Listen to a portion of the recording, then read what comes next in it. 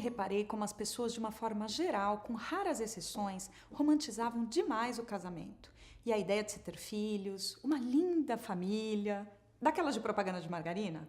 Bom, ao menos um dia, lá atrás, eu também idealizei isso. E você? Conta pra mim, você também um dia chegou a ter esse sonho? Ou o tem até hoje, talvez? Alguns por aí poderiam dizer que isso é coisa de mulherzinha, que as meninas são criadas para ser princesas e blá blá blá, porque temos esses vieses inconscientes de tudo quanto é lado da sociedade. A diferença é se atentar a eles. Quer ver um exemplo? Relembre de todos os seus amigos homens, irmãos, primos. Quando crescidinhos, ao menos a grande maioria não procurava uma mulher de família para se casar? Vamos refletir aqui um pouco juntos. Algum deles, ao longo de toda a história, viram contos em que os príncipes, ou melhor, guerreiros, se casavam com qualquer uma? Alguém já viu algum pai ou mãe ensinar ao seu meninão que isso pouco importa? Então não é mimimi. Praticamente todos nós fomos criados para esse contexto. Estava tudo absolutamente relacionado com os valores da época, independente de certo ou errado. A questão é, os valores que estão em pauta hoje em dia e a revisão de muitos deles nos últimos anos mudarão todo o contexto social do mundo em que os nossos filhos pequenos hoje estarão inseridos nos próximos 10 a 20 anos. E se queremos que eles sejam pessoas felizes ao longo de sua história de vida, precisamos nos atentar que nem tudo o que cremos, por diversas razões e experiências, são necessariamente verdades. Quer dizer, podem até ser nossas verdades, mas será que existe uma única verdade? Você nunca conflitou com as verdades que seus pais buscaram fazer com que você acreditasse? Não digo todas, naturalmente, mas ao menos algumas.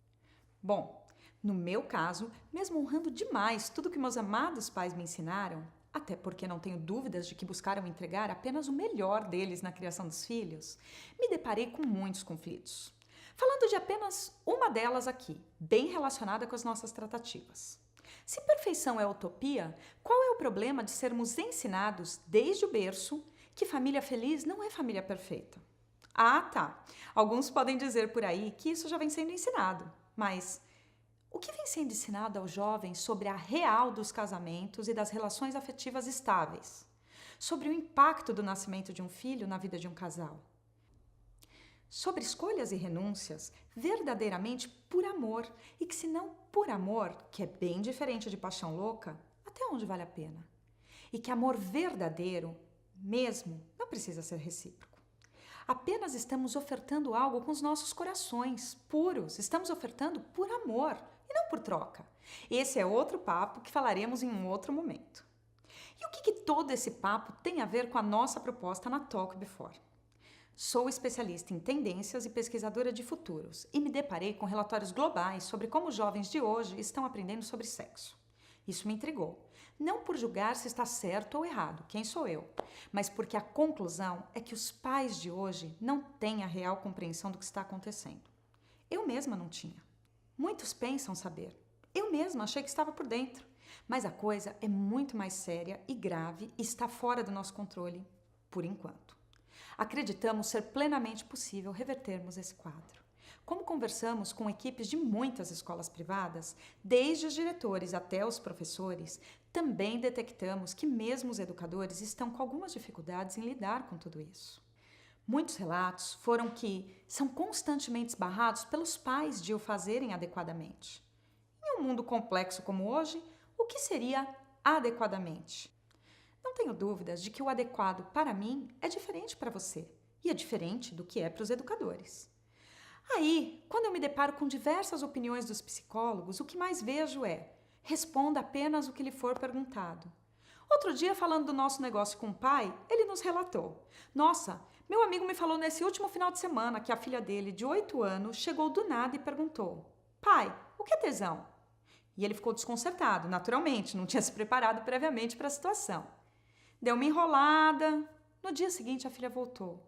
Pai, aquela pergunta que eu te fiz ontem, sabe? Já descobri. Esquenta não. Sério, filha? Como? No Google. Ou seja, primeiro, se esperarmos por ser perguntados, podemos não fazer a menor ideia do que fazer. E fica pior quem encomenda. Segundo, outra coisa muito comum de ser vista por aí como conselhos de especialistas é: fale com naturalidade. Naturalidade, gente? Você fala sobre tesão, por exemplo, com naturalidade com a sua sogra ou sogro? Como falarmos com naturalidade sobre algo que não é nos ensinado a ser lidado com naturalidade desde pequenos? Entendo ser perfeitamente compreensível todo esse cenário. Provavelmente, ninguém aqui que está me vendo e ouvindo foi preparado para lidar com essa situação. É um problema inédito em toda a história da sociedade. Hoje, o acesso à informação, seja ela verdadeira ou não, deturpada ou não, está a um clique de qualquer pessoa. Qualquer pessoa. E isso inclui as nossas crianças. De que adianta você instalar um app de controle parental nos celulares ou computadores de sua casa para rastrear o que seu filho ou filha está acessando, se quando eles vão para as festinhas, para a casa dos primos, dos amigos, para o clube, eles então se socializam com as outras crianças de diferentes idades e que têm algo de curioso para mostrar aos demais em seu celular, tablet, que não estão sendo rastreados por ninguém. Ou então, quando os coleguinhas conversam entre eles e simplesmente contam, narram ou assistiram, seja lá onde. Percebe que não adianta tapar o sol com a peneira?